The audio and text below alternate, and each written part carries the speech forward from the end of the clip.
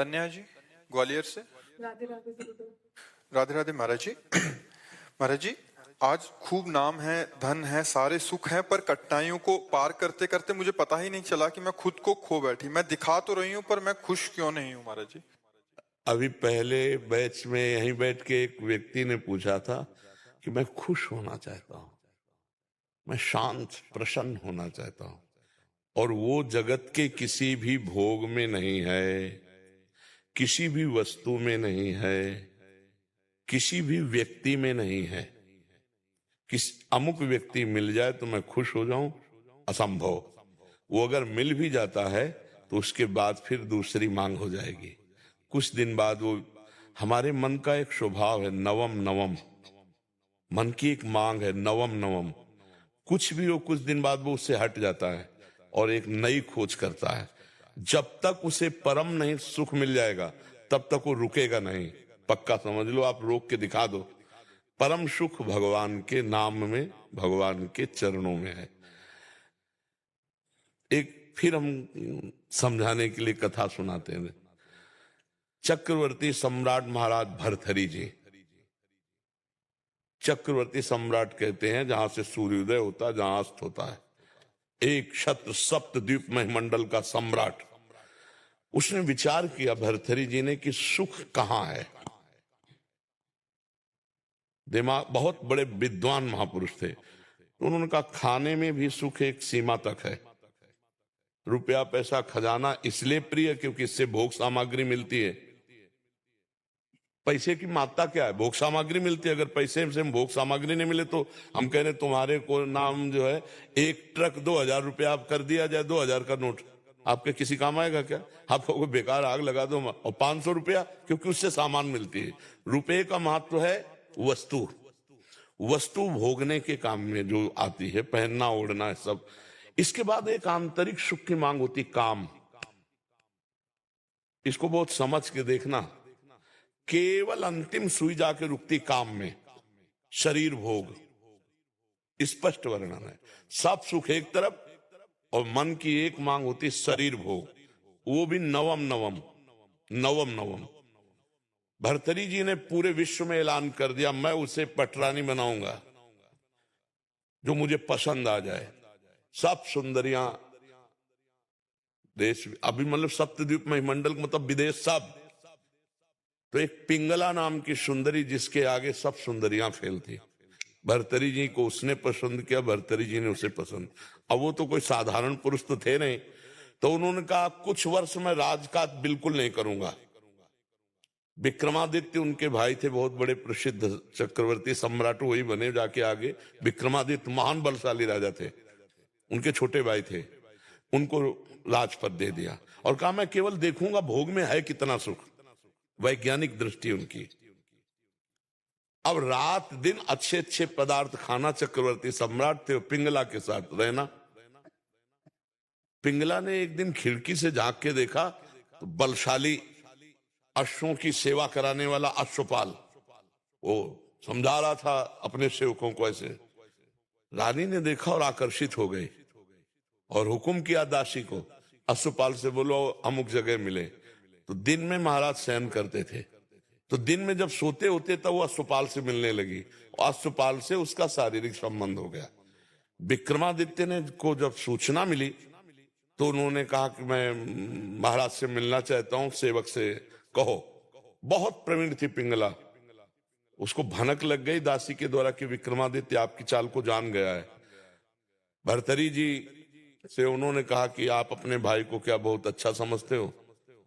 मेरे ऊपर वो गंदी नजर रखता है। प्रिया चरित्रम पुरुषस्य भाग्यम दैवो न जानामि कुता मनुष्या। जो कपट छल करने वाले स्वभाव वाले होते हैं उनका अलग से। अब विक्रमादित्य ने कहा मैं भ्राताश्री से मिलना चाहता हूं और उसने पहले ही क्लियर कर दिया। तो विक्रमादित्य के पास क्रोधित हो क्या उनका, मैं कभी नहीं समझता था तो ऐसी दृष्टि। तो उनका भैया हम जो बात बताना चाहे मैं समझ रहा हूं कि तू यही तो कहना चाहता ना पिंगला गलत है। तो उनका हाँ भाई गलत है हमारे पास। बोले तुम कितने सही, निकालो इसको। मंत्री से आदेश किया इसको देश निकाला दे दो। बेमतलब अब विक्रमादित्य ने मंत्रियों से कहा, भाई इस समय हमारे उसके शासन में है, जीवन इनका बहुत खतरे में है, संभालना राज्य, और मैं अमुक जगह जंगल में रहूंगा, जरा भी खतरा हो तो मुझे बता देना, पर भाई की आज्ञा का पालन करने के लिए। जो अश्वपाल था वो महाराज की नृत्यांगना थी दरबार में, उससे उसकी मित्रता थी। अब वहां एक नगर में ब्राह्मण गरीब था, उसने तपस्या की देवराज इंद्र को प्रसन्न करने के लिए। देवराज इंद्र प्रसन्न हुए और एक फल दे दिया, कहा इसको खाओगे तो अमर हो जाओगे, और अंतर ध्यान हो गए। उसने कहा मैं गरीब आदमी, धन चाहता था, अमर होके क्या करूंगा। तब विचार आया कि धर्मात्मा चक्रवर्ती सम्राट महाराज भर्तरी को दे तो वो हमें धन दे देंगे। ऐसा ही किया, महाराज की जय जयकार हो। आज तक दरबार में नहीं आए थे, लेकिन ब्रह्म ऋषियों को जाने का आदेश था, वो गए, महाराज की जय जयकार हो, महाराज मैंने तपस्या के द्वारा अमर फल प्राप्त किया है, मुझे धन दिया जाए। तो उन्होंने खजाने में कह दिया जितना मांगे धन दे दो। वो अमर फल लिया और विचार किया मैं अमर होके क्या करूंगा, अगर पिंगला अमर रहेगी तो पिंगला को दिया खा लो। पिंगला ने तुरंत विचार किया मैं अमर होके क्या करूंगी, अगर अश्वपाल जीवित रहेगा तो अश्वपाल को दे दिया। अश्वपाल ने सोचा मैं अमर होके क्या करूंगा, जो हमारी नृत्यांगना महाराज की है वो अमर हो जाए तो जब तक जीवित रहूंगा। नृत्यांगना ने सोचा मैं अमर होके क्या करूंगी महाराज को। समझ रहे ना, देखो जब पोल खुली होती है तो मैं अब वो जो नृत्यांगना थी उसने मंत्री से प्रार्थना की कि महाराज से मैं मिलना चाहती हूँ, आदेश हुआ आ जाओ।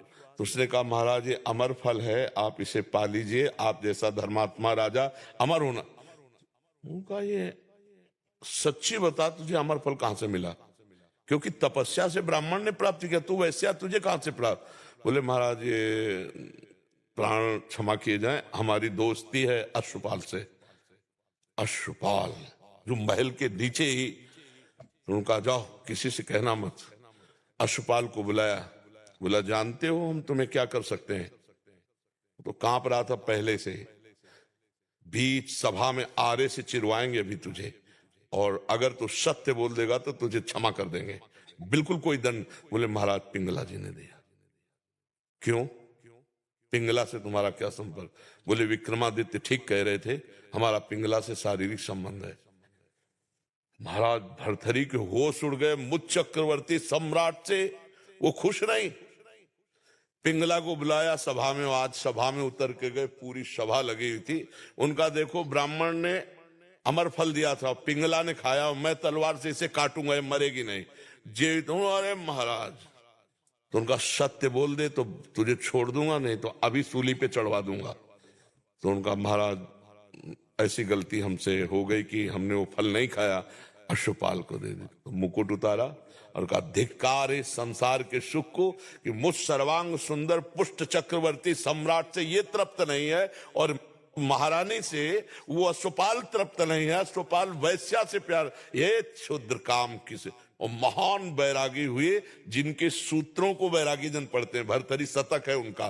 तो संसार में अगर कोई तृप्त होता है तो वो भगवान की भक्ति से होता है, नहीं तो भोगों से तो हो ही नहीं सकता है।